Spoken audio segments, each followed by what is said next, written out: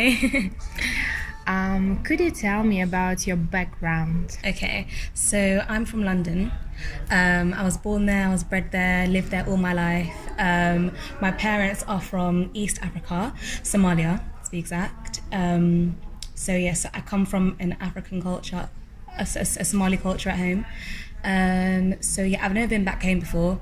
I've never been to Somalia, but I can still speak the language. I've got the culture at home, like the traditions, everything. A lot of people in London are from my background. Also, London's a very multicultural city. England itself is very multicultural. So yes, that's really good. So it kind of feels like I'm already at home, even though I've never really been back home. That's If that makes sense. Yeah. So yeah, that's basically a bit about my background. Okay, if you sum up London only in 3 words, Okay. what 3 words would it be? London in 3 words. Hectic, comfortable, and busy. Great. It's 3 different words, but yeah, it all works. It works. Right, yeah. I see what you mean. You have been living in London for all your life. Do you feel like you are at home, like totally at home, or maybe there are some cultural issues that still make you feel upset? Yeah. To be honest, no. I feel very comfortable when I'm in London, only because there's so many people that look like me, that come, even if they don't look like me or come from my background, they come from different backgrounds, and we can basically share experiences. If that makes sense. So yeah, no. In London, I literally always feel comfortable. I don't really get stares or anything. People kind of acknowledge me and acknowledge that I'm different, but they're kind of okay with that. So yeah, no, I definitely feel really comfortable. Yeah. That's wonderful. And my next question is related to young generation. Okay. You are part of it. Yeah. You are a young lady. Yeah.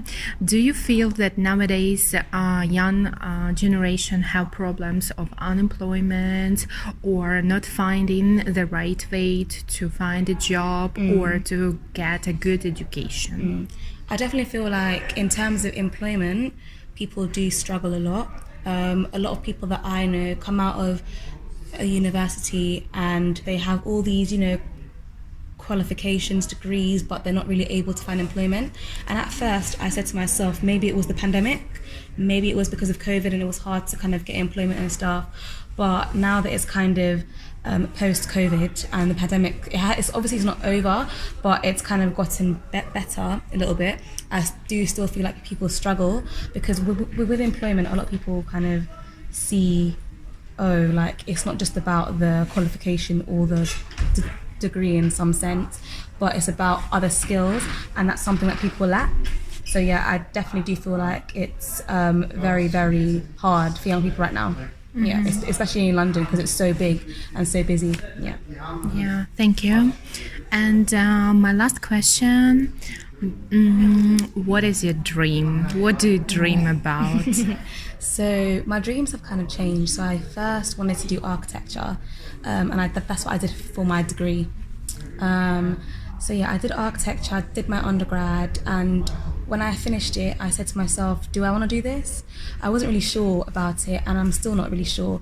I wouldn't say that that's not my dream anymore, but I would say that the ambition and the motivation for that goal has definitely diminished a little bit.